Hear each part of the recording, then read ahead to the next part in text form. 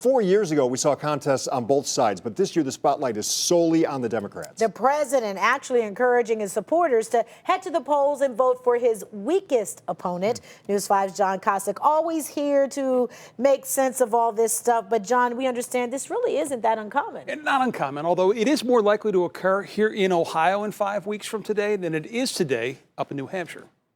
President Trump making headlines in Manchester last night, encouraging Republicans to vote in the Democratic primary for the weakest Democrat. So I hear a lot of Republicans tomorrow will vote for the weakest candidate possible of the Democrats. Does that make sense? You people wouldn't do that. If they are true Republican supporters of the president, though, they cannot. For Republicans to vote in a Democratic primary in New Hampshire, they would have had to have officially changed their registration by last October.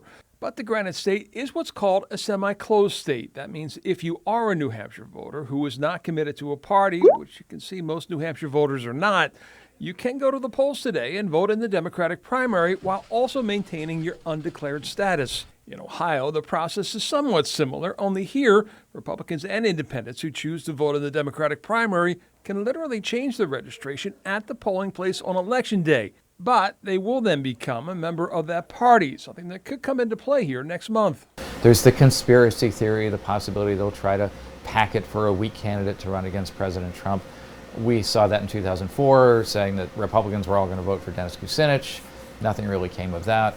In 2008, it was given a name, Operation Chaos, led by talk show host Rush Limbaugh, urging Ohio voters at the time to vote for Hillary Clinton over Barack Obama to extend the primary process. So in Cuyahoga County, for example, from November of 2007 to that primary in 2008, the number of Democrats increased by 36%.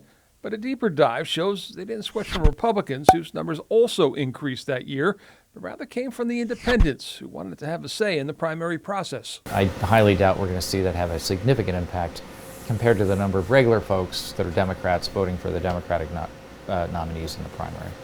And we're going to get a better feel for that as this, if it starts to happen, as we watch just who is pulling ballots when early voting starts just next week. Wow. Okay, as a card-carrying Irishman, have to ask here, the primary being on St. Patrick's Day, what's the effect? It probably will have one, especially here in Democrat-rich Cuyahoga County, where the parade is actually taking place on St. Patrick's Day itself. Again, that is something that will probably push more people to vote absentee.